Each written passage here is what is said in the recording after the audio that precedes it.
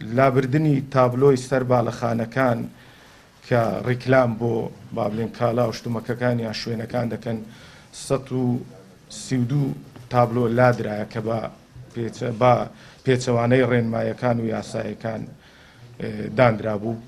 547 کەس دەستگیر کراوە بە درێژایی ئەمساڵ بەهۆی ئەو سەرپێچیانەی کە کردویانە. 23 کەسیان دراونە دادگا و بند کراوە. تاقیگەکانی ددان 11 تاقیگەی ددان داخراون بەهۆی سەرپێچی یاخود نەبوونی مۆڵەت. هەروەها 10 کۆمەلگای پزیشکی لەگەڵ 22 نۆرینگە و 6 سنتەری پزیشکی کە کۆی گشتیان دەکاتە 38 ئەوانە شەر هەمویان داخراون و ئیزراعاتی یاساییان لەگەڵ کراوە. داخستنی کۆمپانیا و کۆگاکانی دەرمان 8 کۆمپانیا داخراوە لەگەڵ 14 کۆگا کە سەرپێچیان هەبووە. 24 دەرمانخانەش داخراوە. هەروەها ئامێری بیر هەڵکردن پایل کە ئەوەش قەدەغەیە بە پێی یاساکان و ئەو ڕێنمایانەی کە لە سەرۆکایەتی ئەنجومەنی وەزیران بۆمان دابەزیوە.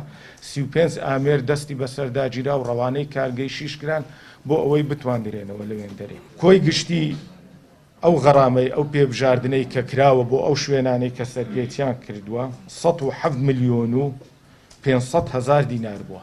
کۆی گشتی غەرامەکان کە لە قایمقامیەتەوە بۆ ئەو شوێنانە کراوە. پاڵاوگاکان کە ببوونە هۆی بڵاوبوونەوەی ئەو بۆنە کە لە سنووری قایمقامیەتی ناوەند بوو. 23 پاڵاوگەمان داخست بە یەکجارێکی.